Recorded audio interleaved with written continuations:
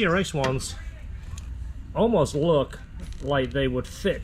However, the lines are actually different. But for right now, I need these ends, and the best place to get the ends is at a junkyard.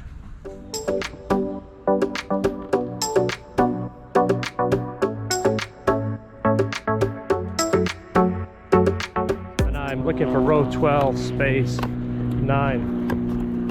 So it's amazing, some of the cars you look at and you go, wow, these are actually not that bad. Looks like you could repair them. It's kind of sad seeing, you know, some of the old Hondas in here. Because being into this for as long as I have, some of these don't feel old to me because I remember working on them and it didn't seem that long ago.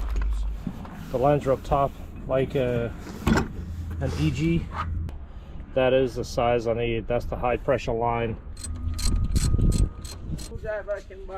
I don't. I ain't got a whole lot of anything. I've got a pair of side cutters. Those won't work. Yeah, it seems like no matter what I bring, I need something else. This is all I got, some side cutters. Maybe I could use this. If you can make that work. I'll try this. Don't matter. You run into someone, you're going to need to loan a tool or borrow a tool. Like he just said, he only came to look and here he is buying stuff. But anyway, 50 bucks, a little bit of fabrication, and we're going to have AC in our CRX. So to me, totally worth it. $3 to get in. I could have spent all day there. Well, this is going to orientate that way, and obviously the hose are coming out the wrong side. We need the hose to come out this side. So what we're going to do is cut that off and plug that hole and drill a hole in the other side and weld that fitting on just in the same way. What I'm thinking is that is pretty much a straight shot. I want to cut this in the straight and basically put this right on the end. You can do a few things. You can wrap some vice grips around here and a wet rag and maybe some copper or brass and wrap it around. It'll absorb the heat, but that should weld right on the end there. That will be a pretty simple deal.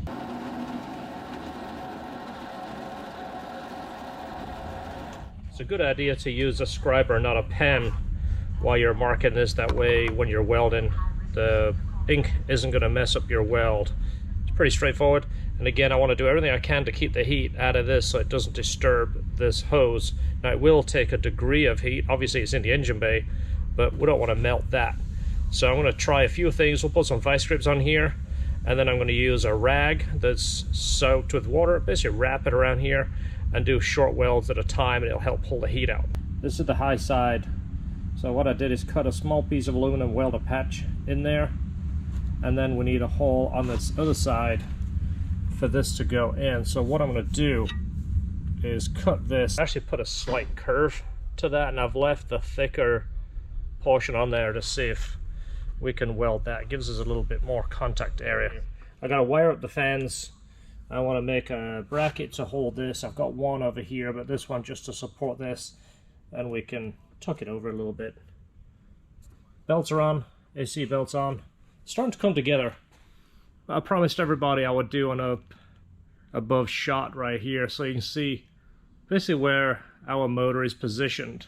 Now this, I would say, would favor a turbo, obviously. Engine's been further back. This is the room I have over our idler control valve. See it right there? I get my fingers in there, but obviously this wouldn't favor a supercharger as well. If you was to put one of the mount kits in where it brings the motor forward, you would definitely have more room for a supercharger. We've been around so long, we've been on the cover of magazines. So this was the very first K-Site we did. This was kind of inspired from what I thought should have been the future CRX. I used to see the renderings of it and I was like, oh great, a future CRX is coming out. Well, it didn't. They made a hybrid.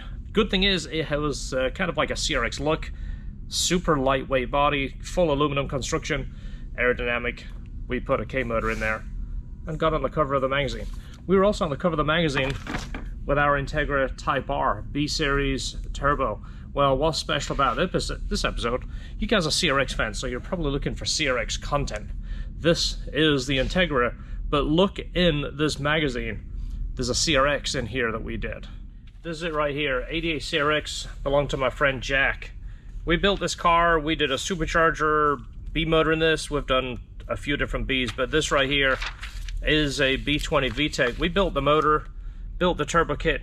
This is based on the same mounts as the white one we're building right here. You see it's pretty tight, but we have a full turbo kit in here with a full-size radiator and 3-inch downpipe, and of course air conditioning. You see the lines right here. It's pretty tight through there because we have the manifold, we have the dump tube right here. But this was all built here probably 15 years ago. Get some more shots of it here. Look it up on the web. Just type in LHT CRX in this article. I think it was 2008 right here. But look through it, you can read the whole article. You can see what we did. Has a UK DC2 gauge cluster. It's got a lot of special things in here. Super cool car. This was my white HF right here. At the time, this was a full Type R swap. Obviously, Integra Type R, but at the time we had a cable transmission. Later on, we converted it to hydro with my hydro conversion down here, and then eventually full hydro like the white one that you're watching right now. Wow, look at this. This stuff is ancient. These are days from the Nopi car shows. We used to go to Nopi every year, the Nopi Nationals. These are B16 swaps, and like I told you before, I did a lot. Remember Bert, the Bert hatch? This was Bert's yellow CRX that we did, a full B16. This is the way we used to do them. Find a full B16 dropout, as they used to call it. It used to come with the suspension and the bigger brakes and the front and rear cross member and the AC lines. This was the way to do it back in the day. You can't get that stuff anymore. And again, here's another picture. Bert's car. My car, I replaced the white one with the Tahitian green SI. That one right there is Esther's car. B motors lined up. We used to bring these in, change the water pump, timing belt, do whatever we needed to do to prep them to go in the cars. But again, this is ancient. This is 1997, 1998. If you're in the Nopi scene, this was a big car that used to be in all the show areas, all, you know, body kit, the big brakes and the wheels and stuff. Did a B motor in this and tried to keep somewhat of his theme. We did the yellow valve cover. Again, 1997. Ask yourself, what was you doing in 1997? Probably in high school. Or who knows, maybe not even in high school. The good old ZC, like the one that came out of Steve's hatch. This over here was Jack's CRX, the one on the cover of the magazine I showed you. This was when we put a supercharger kit in it. See the water injection? This was before we came up with the intercooler.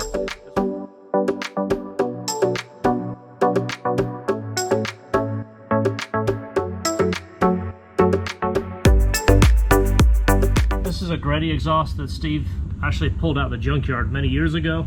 It's the early Greddy, which came painted. Now the muffler used to be shiny.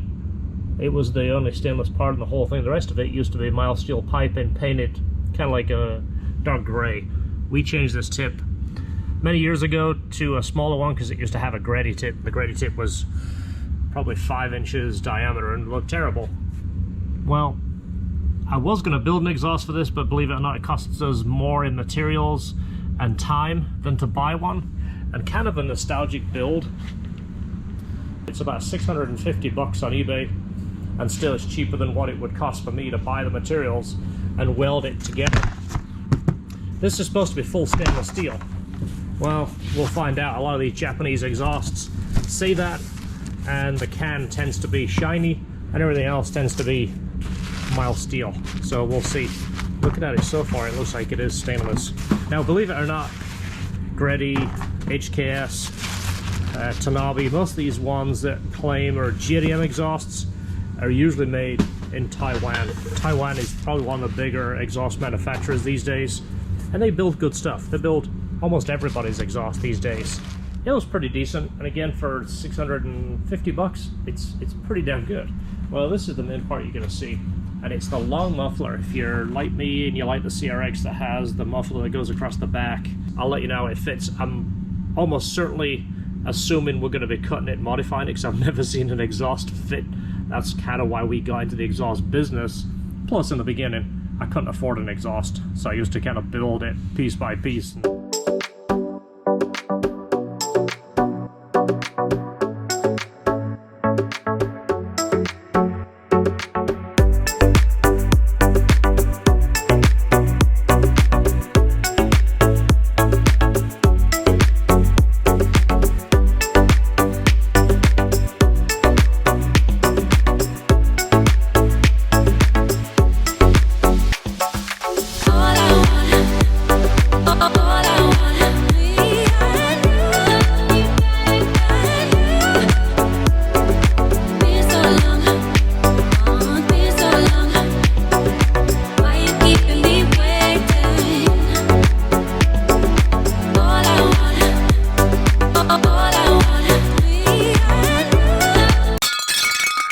exhaust doesn't fit. It's way higher. When we put the cat in there, this is a good 2 inches. I mean, this is shooting over here. And you see how this angles down? We got a ton of room in here. So this is the low section. It's not awful, but it's not very good. There you go. See how much higher we are here? We'll just cut the flange off to orientate it. So what I'm thinking the quickest and easiest would be to lose this flange right here, because it's kind of ugly anyway, and weld these together. Rotate this up, change the angle of this so this is straight.